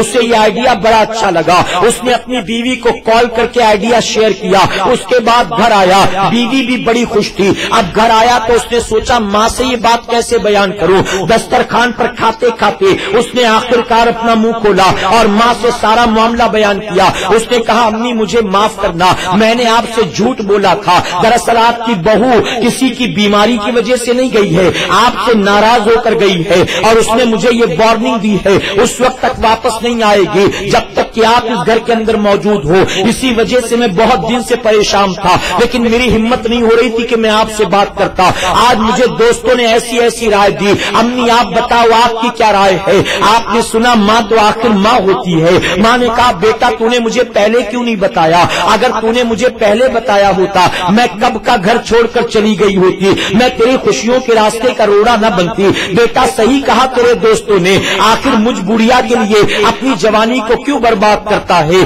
مجھے وردھا آشرم میں پہنچا دے اور اپنی بیوی کو گھر لے آ، تو خوش رہے، بس میری تو یہی آرزو ہے. اے مسلمانوں ذرا سوچو، ماں نے مسکرا کر اگرچہ بیٹے کے سامنے یہ جملے کہے، لیکن اس ماں کے دل پر کیا گزری ہوگی. آج اسے اس گھر سے نکالا جا رہا ہے جس گھر میں کبھی وہ ڈولی میں بیٹھ کر آئی تھی. آج اسے اس گھر سے نکالا جا رہا ہے جس گھر میں کبھی وہ دلہن بن کر آئی تھی. نہ جانے کتنے خواب دیکھے ہوں گے، نہ جانے کتنے حسین سپنے بنے ہوں گے، نہ جانے کتنے خوشگوار دن گزارے ہوں گے اپنے شوہر کے ساتھ. اے مسلمانوں اسی گھر میں وہ ماں بنی، اسی گھر میں اس کی اولاد کی کلکاریاں گونجی، اسی گھر میں اس نے اولاد کو چلنا پھرنا سکھایا، اور آج بڑھاپے میں اسی گھر سے اسے نکالا جا رہا ہے. لیکن ماں نے دل پر پتھر رکھ کر سب کچھ برداشت کر لیا. جب صبح بیٹا سو کر اٹھا اس سے پہلے ماں نے اپنے کپڑے جمع کر رکھے تھے، اپنی ماں نے کپڑے جمع کر رکھے، بیٹے کو ناشتہ کرواتی ہے. اس کے بعد کہتی بیٹا آفس جاتے جاتے مجھے لے چلو اور اولڈ پیپل ہاؤس میں مجھے پہنچا کر تم آفس جاؤ اور بہو کو پھر گھر لے کر آؤ. بیٹے نے ویسا ہی کیا. میرے پیارے آقا علیہ الصلوۃ والتسلیم کے پیروانوں، بیوی کو خبر کی کہ امی کو میں نے پہنچا دیا. وہ بڑی خوش کہتی ہے جیسے میں خود سے گئی تھی، آپ کے شام واپس آنے سے پہلے خود سے میں واپس آ جاؤں گی، میں آپ کو بڑی خوشیاں دوں گی. آج آپ نے واقعی ثابت کر دیا آپ اپنی ماں سے زیادہ مجھ سے محبت کرتے ہیں. بیوی نے بڑی تعریف کے پل باندھ دیے. میرے پیارے آقا علیہ الصلوۃ والتسلیم کے پیروانوں، اب جب اسے سنڈے چھٹی ہوتی تو ماں سے ملنے چلا جاتا، ہفتے میں 2-4 بار فون پر بات کر لیتا. بیوی نے کہہ رکھا تھا تم روزانہ ملنے جاؤ مجھے کوئی تکلیف نہیں، بس انہیں یہاں لے کر مت آنا، میں وہاں ملنے نہیں جاؤں گی. باقی تم بیٹے ہو، میں ماں سے اولاد کو جدا نہیں کرتی، تم آتے جاتے رہو، مجھے کوئی شکایت نہیں. پہلے شروع میں ہر ہفتے جاتا، پھر 10 دن میں ایک بار، پھر مہینے میں ایک بار، یہاں تک کہ 2 سال کا عرصہ گزرا. اس کے یہاں بھی بیٹا پیدا ہوا، اس کا بیٹا بھی 1.5-2 سال کا ہو گیا. میرے پیارے آقا کے پیروانوں، ایک دن دفتر میں تھا، اچانک کال آیا اولڈ پیپل ہاؤس سے کہ تمہاری والدہ کی طبیعت 3 مہینے سے خراب ہے، ہم نے کئی بار تمہیں کال کیا، تم نے فون نہیں اٹھایا، اب اگر تم والدہ سے ملنے نہیں آؤ گے تو ہمیں نہیں لگتا ہے کہ پھر کبھی تم ملاقات کر سکو گے، ہمیں لگتا ہے تمہاری ماں کی زندگی کا آخری وقت آ گیا، آؤ مل لو ورنہ پھر نہ مل سکو گے۔ اب جب اس نے سنا، اپنا کام دھام سب رکھا، بھاگتا ہوا ماں سے ملنے آیا، آ کر دیکھا تو واقعی ماں پر سکرات کی کیفیت ہے، آیا سرہانے بیٹھ گیا، آنکھوں میں آنسو ہے، اپنی ماں کو اس حال میں دیکھ کر کہتا ہے ماں مجھے تیری خدمت جو کرنی چاہیے تھا میں تیری خدمت نہ کر سکا، ماں میں تیرا گناہگار ہوں، مجھے معاف کر دینا، میں نے تیرے حقوق ادا نہیں کیے، مجھے معاف کر دینا، ماں زندگی بھر میں نے تیرے لیے کچھ نہیں کیا، آخری وقت ہے، اب تو اگر کچھ کہنا چاہتی ہے تو کہہ، میں تیری خواہش کو ضرور پورا کروں گا، اب تو جو کہے گی میں وہ تیرا کام ضرور کر دوں گا۔ جانتے ہو ماں نے بستر پر لیٹے لیٹے کیا کہا؟ ماں نے بستر پر لیٹے لیٹے کہا بیٹا اگر واقعی تو میرے لیے کچھ کرنا چاہتا ہے تو صرف میرا ایک کام کر دے، کیا واقعی تو میرا کام کرے گا؟ بیٹے نے کہا ماں آپ جو کہو گی میں کرنے کو تیار ہوں، بتاؤ کیا کرنا ہے جواب دو۔ ماں نے کہا بیٹا یہاں پر لوگ بہت زیادہ ہیں، پنکھے بہت کم ہیں اور اس کی وجہ سے یہاں گرمی بہت زیادہ ہوتی ہے، بیٹا اگر ہو سکے تو اپنی طرف سے یہاں پر کچھ پنکھے لگوا دینا۔ بیٹا کہتا ہے ماں اگر تم یہ چاہتی ہو کہ میں پنکھے لگوا دوں میں لگوانے کو تیار ہوں، میں پنکھے تو لگوا دوں گا، لیکن ماں مجھے غلط مت سمجھنا، مجھے معاف کرنا، اگر میں پنکھے لگوا بھی دوں تو کیا فائدہ ہے؟ آپ اب زیادہ نہیں جینے والی ہو، آپ تو دنیا سے انقریب رخصت ہونے والی ہو، اب یہ پنکھے لگا کر بھی ماں فائدہ کیا ہوگا؟ تو جانتے ہو ماں نے کیا جواب دیا؟ ماں نے جواب دیا بیٹا تجھ سے کس نے کہا یہ پنکھے میں اپنے لیے لگواتی ہوں، دراصل یہ پنکھے تو میں اس دن کے لیے لگواتی ہوں جب تو بوڑھا ہو جائے گا اور تیرا بیٹا تجھے لا کر یہاں پر چھوڑے گا، میں نے تو گرمی کو برداشت کر لیا، بیٹا تو یہاں کی گرمی کیسے برداشت کرے گا؟ اللہ اکبر! جب ماں کی زبان سے ان کلمات کا سننا تھا بیٹے کی آنکھ کھل چکی تھی، دل بدل چکا تھا، لیکن بہت دیر ہو چکی تھی، اس سے پہلے کہ بات سمجھ میں آتی ماں سے معافیاں مانگتا۔ اسرائیل علیہ السلام نے ماں کی روح کو قبض کر لیا۔ اے مسلمانوں واقعی رب نے بتا دیا ماں باپ کے جو نافرمان ہوتے ہیں آخرت کے ساتھ اللہ ان پر دنیا کی سزا بھی مسلط فرماتا ہے، دنیا میں بھی ان پر سزا مسلط کی جاتی ہے۔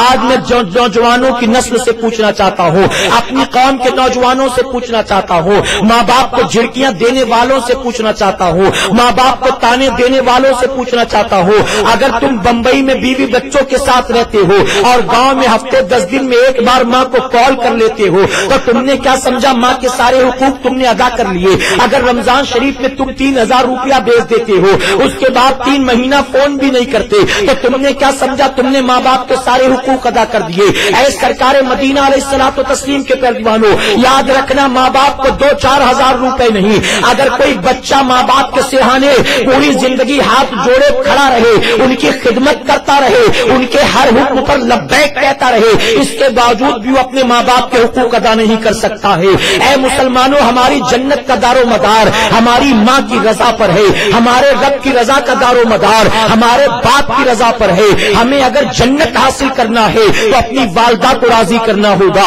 ہمیں اگر پروردگار کو راضی کرنا ہے تو اپنے بوڑھے باپ کو راضی کرنا ہوگا۔ اے بیویوں سے پیار کرنے والوں یاد رکھنا بیوی یقیناً بہت پیار کرتی ہے، آپ بھی پیار کرو، اسلام نے منع نہیں کیا، بیوی سے پیار کرو، بہت پیار کرو، اسے خوب کھلاؤ پلاؤ، زیورات بناؤ، کپڑے سلوا کر دو، اچھے مکان میں رکھو، اچھی غذائیں دو، اس کے حقوق کو پامال مت کرو، لیکن یاد رکھنا بیوی کی خاطر جو کچھ کرتے ہو اللہ نے اس سے زیادہ حق تم پر تمہارے ماں باپ کا رکھا ہے۔ اگر تم نے ماں باپ کے حقوق پامال کیے اور بیوی بچوں کے سارے حقوق ادا کیے تو بیوی بچوں کا خوش ہونا قیامت میں آپ کی بخشش کا سامان نہیں بن سکتا، بلکہ بیوی بچوں کو خوش کرنا ہے ان سے پہلے اپنے ماں باپ کے حقوق کو ادا کرو۔ اے مسلمانوں بیوی پیار کرتی ہے، آپ بھی پیار کرتے ہیں، بہت اچھی بات ہے، کرنا چاہیے کہ میرے آقا نے فرمایا تم میں سب سے اچھا وہ ہے جو اپنے اہل و عیال کے ساتھ اچھا ہو، یعنی اپنے بیوی بچوں کے ساتھ اچھا ہو، ان کے ساتھ اچھے رہو، لیکن یاد رکھنا اگر ماں کے حقوق پامال کیے اور بیوی بچوں کے سارے حقوق ادا کیے ماں ناراض ہے اللہ روزی میں برکت نہیں دے گا، ماں ناراض ہے اللہ گھر میں رحمت کا نزول نہیں فرمائے گا، ماں ناراض ہے اللہ آخرت میں سختی سے پکڑ فرمائے گا۔ آپ کو بیوی نے پیار کیا، کب پیار کیا؟ ایک 20 21 22 سال کی لڑکی آپ نے لوگوں کو گواہ بنا کر اسے اپنے نکاح میں لیا اور نکاح میں لینے کے بعد آپ نے کہا آج سے اس کے نان و نفقہ کی ذمہ داری میری ہے. آج کے بعد اس کو اس کے ماں باپ نہیں بلکہ میں کھلاؤں گا. آج کے بعد اسے میں پہناؤں گا. آج کے بعد اس کے سر پر چھت میں دوں گا. آج کے بعد اس کی ساری ذمہ داریاں میرے سر پر ہیں. آپ نے جب لوگوں کو گواہ بنا کر اس کی ساری ذمہ داریاں اپنے سر پر لی, اس نے آپ پر جان چھڑکا ہے, اس نے آپ کو اپنی جان سے زیادہ چاہا ہے, اس نے آپ کی بڑی خدمتیں کی ہیں. لیکن اس ماں کے بارے میں بھی ذرا سوچو. اے مسلمانوں, 18 سال کے کڑیل جوان نہیں تھے, 22 سال 25 سال کے کڑیل جوان نہیں تھے, بلکہ آپ گود میں تھے, آپ بستر میں تھے, آپ کو پیشاب کرنا بھی نہیں آتا تھا. آپ کے پیشاب وہ بوڑھی ماں صاف کرتی تھی. آپ پیخانہ کرتے تھے. آج پیخانہ کر دو تو بیوی بہت پیار کرتی ہے, لیکن صاف کرنے کو تیار نہیں ہوگی. آپ نے جب کہ اس کی ساری ذمہ داری اپنے سر پر لی, اس کے باوجود آپ کا پیشاب پیخانہ وہ صاف نہیں کرے گی. لیکن قربان ماں کی عظمت پر آپ نے کما کر 1 روپیہ بھی نہیں دیا ہے.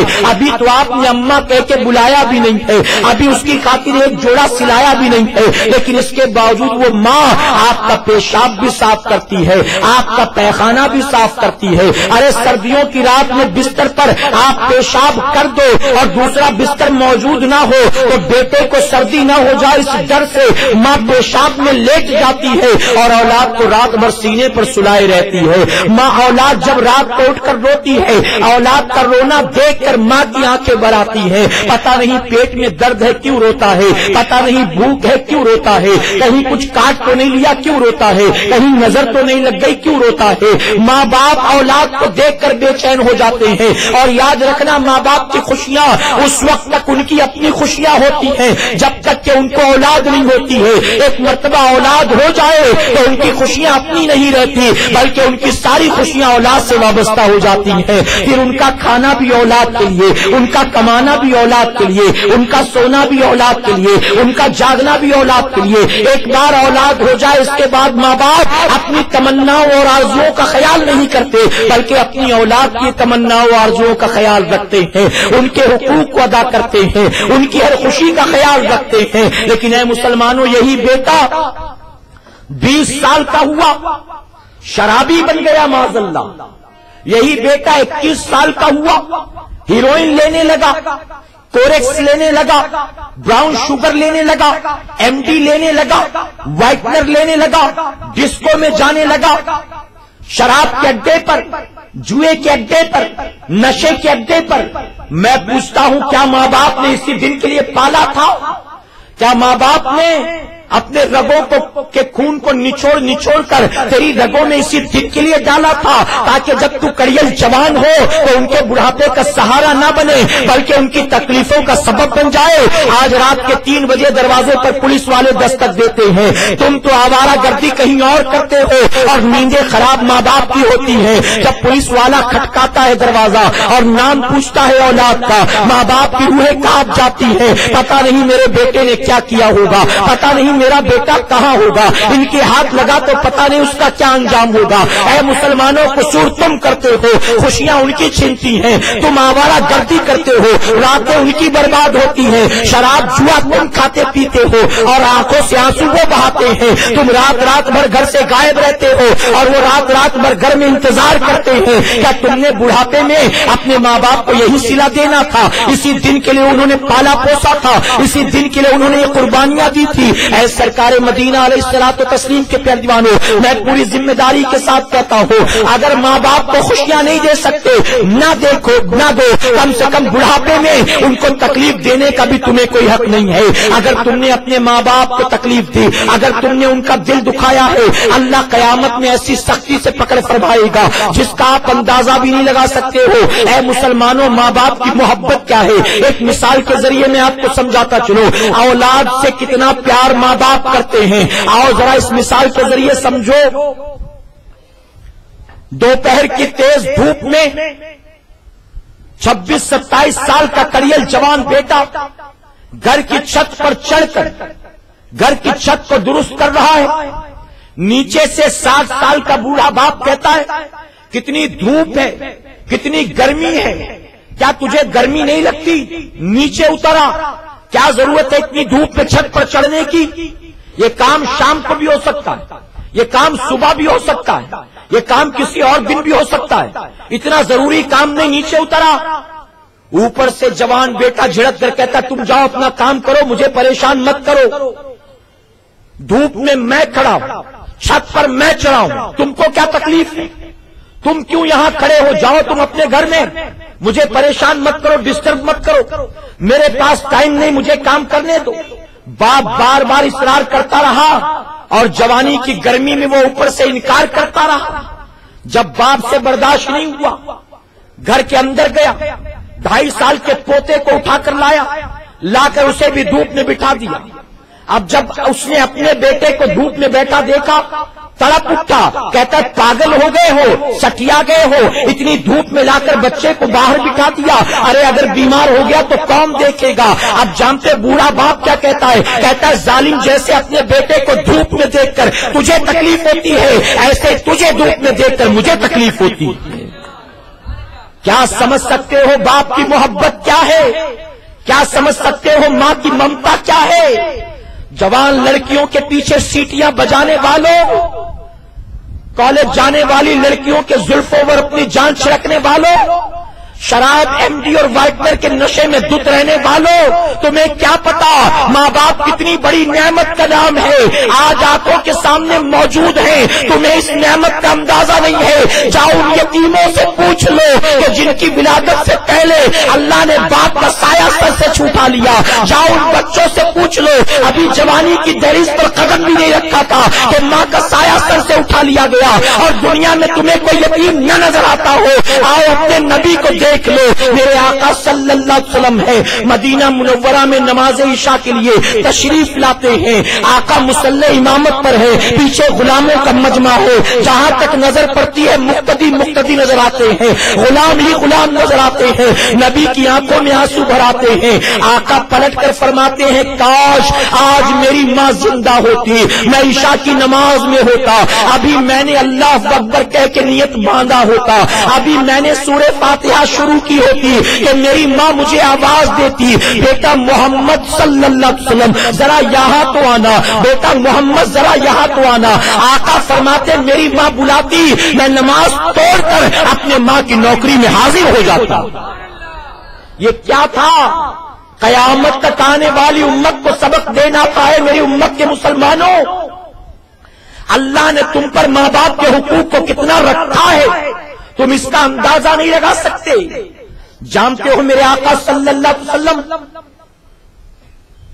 6 یا 7 سال کی عمر تھی، اپنے والد کے قبر کی زیارت کے لیے اپنی والدہ کے ساتھ مدینہ منورہ گئے تھے، واپس آ رہے تھے، راستے میں ابوا کے مقام پر آپ کی والدہ کی طبیعت خراب ہوئی اور انہیں یقین ہو گیا کہ اب میں مکے تک نہ جا سکوں گی، یقین ہو گیا کہ اب بیٹے سے جدائی کا وقت آ گیا۔ آمنہ خاتون اپنے 6-7 سال کے یتیم بیٹے کو اپنی گود میں بٹھاتی ہیں اور بٹھانے کے بعد فرماتی ہیں کہ بیٹا اب وقت آ گیا کہ میں تجھ سے جدا ہونے والی۔ آپ ذرا سوچیں، ماں کے شکم میں تھے، باپ کا سایہ سر سے اٹھا لیا گیا، ابھی 6-7 سال کی عمر ہے، جوانی کی دہلیز پر قدم نہیں رکھا، ابھی اعلان نبوت نہیں فرمایا، اس عمر میں ماں بھی چھوڑ کر جانے کو تیار، فرماتی بیٹا وقت آ گیا میں تجھ سے رخصت ہونے والی۔ آقا کی آنکھوں میں آنسو، فرماتی ہے بیٹا ہر نئی چیز کو ایک نہ ایک دن پرانا ہونا ہے، جو زمین پر آیا اسے ایک نہ ایک دن جانا ہے، بیٹا میں جا رہی ہوں لیکن اللہ کا شکر ادا کر رہی ہوں، اللہ نے مجھے تیرے جیسا بیٹا عطا کیا۔ بیٹا میں بظاہر دنیا سے چلی تو جاؤں گی لیکن میں جانتی ہوں کہ تیرے ساتھ قیامت تک کے لیے میرا نام زندہ ہو جائے گا، قیامت تک کے لیے میرا نام باقی ہوگا۔ اللہ کا احسان کہ اس نے مجھے تجھ جیسا بیٹا عطا کیا۔ اس کے بعد اپنی خادمہ حضرت ام ایمن کے حوالے کرتی ہیں کہ ام ایمن میرے بیٹے کو جناب ابو طالب کے پاس یا غالباً عبد المطلب کے پاس پہنچا دینا، آسانی کے ساتھ عبد المطلب تک پہنچا دینا۔ فرمایا گیا حضور اکرم صلی اللہ علیہ وسلم سے یہ چند کلمات آپ فرماتی ہیں، اس کے بعد اسرائیل علیہ السلام نے روح قبض کر لی۔ میرے آقا اپنے ہاتھوں سے اپنی ماں کے لیے قبر کھودتے ہیں، آج ذرا دیکھو، ہمارے باپ کا انتقال ہو، ماں کا انتقال ہو، ہم قبرستان میں آرڈر دیتے ہیں اور قبر کھودنے والا قبر کھودتا ہے، نہ 16 سال کا بیٹا قبر کھودتا ہے، نہ 26 سال کا کریل جوان قبر کھودتا ہے، نہ 36 سال کا لگتے جگر قبر کھودتا ہے۔ لیکن اندازہ لگاؤ اس وقت میرے نبی کے دل کی کیا کیفیت ہوگی جب 6-7 سال کی عمر ہے اور ابوا کی ریت ہٹاتے ہیں، اپنی ماں کے لیے قبر کھودتے ہیں، ام ایمن مدد کر رہی ہیں، آقا قبر کھودتے ہیں، اپنی والدہ کے جسم ناز کو اندر رکھتے ہیں، اس کے بعد اوپر سے ریت ڈالتے ہیں۔ اے مسلمانوں، میرے آقا اپنی والدہ کو اس کے اندر دفن کرتے ہیں اور پھر قبر پر لیٹ جاتے ہیں۔ یوں محسوس ہوا اپنی ماں کی گود میں لیٹ کر آقا روتے ہیں، آپ کی قبر پر لیٹے ہوئے آنسو بہا رہے ہیں، آقا کی آنکھوں سے آنسو بہنا تھا، ابوا کی ریت کے ذرے ذرے رو رہے تھے، آسمان کے فرشتے بھی دیکھ کر حیران تھے۔ اے اللہ، اپنے حبیب سے کیسے کیسے امتحان لے گا؟ ابھی ماں کی شکم میں تھے، باپ کا سایہ اٹھا لیا، ابھی صحیح سے چل بھی نہ سکتے تھے، ماں کا سایہ تو نے اٹھا لیا۔ اللہ اکبر! اے مسلمانوں، زمین و آسمان حیرت میں تھے، آقا کے سر سے ماں کا سایہ اٹھا لیا گیا۔ اپنی ماؤں کی موجودگی کو اللہ کی نعمت سمجھا کرو، اپنی ماؤں کی موجودگی پر اللہ کا شکر ادا کیا کرو۔ اے مسلمانوں، یقیناً ماں باپ اللہ کی نعمتوں سے بہت بڑی نعمت ہے۔ میں کہتا ہوں، نہ جاؤ باباؤں کی چوکھٹ پر، نہ جاؤ کسی پیر فقیر کی چوکھٹ پر، نہ جاؤ کسی جھاڑ پھونک دعا تعویذ والے کے پاس۔ اگر تمہیں روزی میں برکت چاہیے، اگر تمہیں آخرت میں نجات چاہیے، اگر تمہیں اللہ اس کے رسول کی رضا چاہیے، اگر دنیا کی مصیبتوں بلاؤں سے نجات چاہتے ہو، اپنی ماں کے قدموں کو تھام لو، اپنے باپ کے ہاتھوں کو بوسا لو، ان سے کہو ہمارے لیے دعائیں کرتے رہو۔ یاد رکھنا، مصیبتیں لاکھ ہو، بیٹا کتنا بڑا گناہگار و سیاکار کیوں نہ ہو، لاکھ اس نے گناہ کیے ہو، ماں ہاتھ اٹھا اٹھا کر دعا کرتی ہے، اللہ بڑی سے بڑی مصیبت کو دور فرما دیتا۔ اپنی ماں کو خوش کرو، کہے انشاءاللہ، اپنی ماں کو راضی کرو۔ میرے پیارے آقا کے پیروانوں، ان کی دل آزاری، ان کی نافرمانی یقیناً ہماری آخرت کے لیے جہنم کا ایندھن ہے، قبر کا عذاب ہے۔ اللہ اور اس کے رسول صلی اللہ علیہ وسلم کے بعد اپنے ماں باپ کی رضا تلاش کریں، کہیں انشاءاللہ۔ یہ کچھ معروضات تھے جو میں نے اپنے شعور کے مطابق گوش گزار کی، حالانکہ بہت سی باتیں تھیں، لیکن چونکہ مجھے اسی پر گفتگو کرنا تھا، اس لیے میں اسی پر اپنی گفتگو کو تمام کرتا ہوں، اس امید کے ساتھ کہ میری بات آپ کی سمجھ میں آئی ہوگی، کہ انشاءاللہ آئی ہے تو کہ مجبوراً نہ کہیں، آئی ہے میری بات سمجھ میں آپ کے، عمل کریں گے انشاءاللہ۔ میرے پیارے آقا کے پیروانوں، یہ ساری باتیں صرف بیٹے کے لیے نہیں تھی، بلکہ بیٹیوں کے لیے بھی۔ یہ نہیں کہ صرف بیٹا ہی ان پر عمل کرے، بیٹی کو ضرورت نہیں ہے۔ خاص کر کے کالج جانے والیاں، غیر محرم لڑکوں سے دوستی کرنے والیاں، رات کو بستر پر لیٹ کر 2-2 3-3 بجے تک واٹس ایپ پر چیٹنگ کرنے والیاں، اپنی تصویریں کھینچ کھینچ کر فیس بک پر ڈالنے والیاں اور اپنے دوستوں کے ساتھ شیئر کرنے والیاں، یاد رکھیں وہ جو ماں باپ کو جھڑکیاں دیتی ہیں اگر بن بیاہی ہیں تو ان کی جنت بھی ان کی ماں کے قدموں کے نیچے ہے۔ شادی کے بعد جنت شوہر کی رضا پر ہے، جب تک شادی نہیں ہوتی جنت ماں کی رضا پر ہے۔ اور اگر تم نے بھی ماں کا دل دکھایا ہے، اپنے باپ کو حقیر فقیر سمجھا ہے، اپنی ماں کو جاہل جپٹ سمجھا ہے، تو یاد رکھنا یہ دوستوں کی رضا، یہ بوائے فرینڈ کی خوشی، یہ سہیلیوں کی خوشیاں آپ کو جنت میں نہیں لے جائیں گی، بلکہ ماں باپ کی ناراضگی آپ کو بھی جہنم کا ایندھن بنا دے گی۔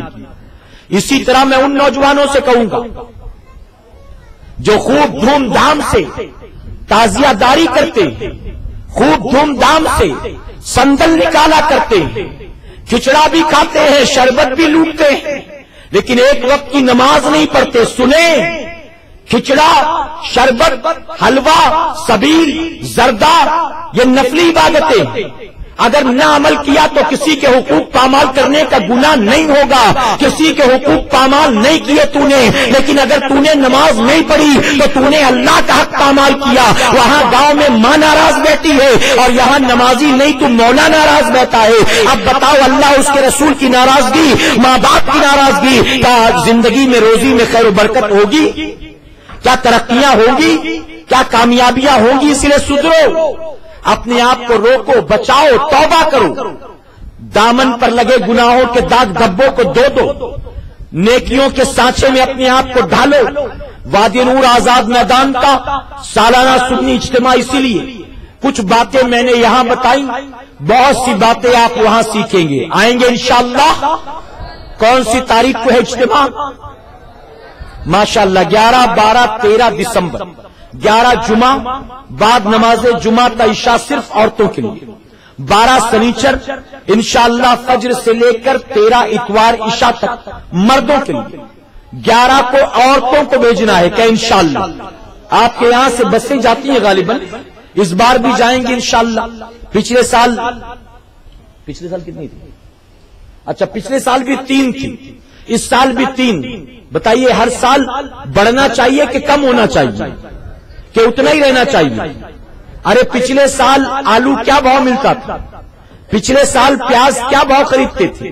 پچھلے سال جتنے بھاؤ سے آپ دال چاول خریدتے تھے اتنا ہی ہے کہ بڑھ گیا ہے؟ اچھے دن آ گئے ہیں نا؟ اچھے دن آنے کا مطلب تو یہی ہے کہ سب کی قیمت بڑھ چکی ہوگی۔ تو میرے پیارے آقا کے پیروانوں، ہر چیز کی ویلو بڑھ گئی، اور یہاں بس 3 نکلتی تھی 3 سال پہلے، 3 سال کے بعد بھی 3 ہی نکلے گی، 3 سال کے بعد تو یہ 13 ہونا چاہیے تھا، کم سے کم 3 سے 13 نہیں 4 تو ہو ہی جائے گی، کہیں انشاءاللہ۔ 3 ہر سال آتی ہے، اس سال 4۔ میرے پیارے آقا کے پیروانوں، 3 کے لیے جو تعاون کرتے ہیں وہ کریں گے، آپ 1 کی خاطر اور محنت کریں اور 4تھی بس بھی نکالیں۔ میرے پیارے آقا کے پیروانوں، آپ خلفائے راشدین کے صدقے، آپ ائمہ اربعہ کے صدقے کوشش کریں اس بار 3 نہیں 4 بسیں نکلیں گی، لائیں گے انشاءاللہ۔ مل کر جد و جہد کریں، آپس میں تعاون کریں۔ آپ خود ہمارے ساتھی شمیم بھائی اور دوسرے جو ذمہ داران ہیں ان کے پاس آئیں اور کہیں کہ 3 کا انتظام آپ نے کیا ہے، ہم 2 لوگوں نے مل کے 1 کا انتظام کیا ہے، کریں گے انشاءاللہ۔ خود آ کر بڑھیں، کوشش کریں۔ یاد رکھنا ہماری حلال روزی کا پیسہ یہ دین کی راہ میں خرچ ہو رہا ہے، دین کی راہ میں۔ ایک بس میں 100 عورتیں، ایک بس میں 50 عورتیں اگر وادی نور آئیں گی، 50 وہاں آ کر ظہر کے وقت آئیں گی، عصر کی، مغرب کی، 2 وقت کی نماز پڑھیں گی، درود شریف پڑھیں گی، سبحان اللہ کہیں گی، کیا پہنچانے والوں کو اللہ اس کا ثواب نہیں عطا فرمائے گا؟ تو کوشش کریں، اور 12 اور 13 خود آنے کی کوشش کریں۔ اللہ اپنے حبیب پاک کے صدقے ہمیں آپ کو سب کو کہنے سننے سے زیادہ عمل کی توفیق عطا فرمائے۔ میرے پیارے آقا کے پیروانوں، جب آپ آخر میں جانے لگیں صلاۃ والسلام اور دعا کے بعد، تو مکتب طیبہ یہاں پر موجود ہوگا، پیچھے بھی مکتب لگا ہوا ہے، پیچھے مکتب پر جشن بہارا امیر سنی دعوت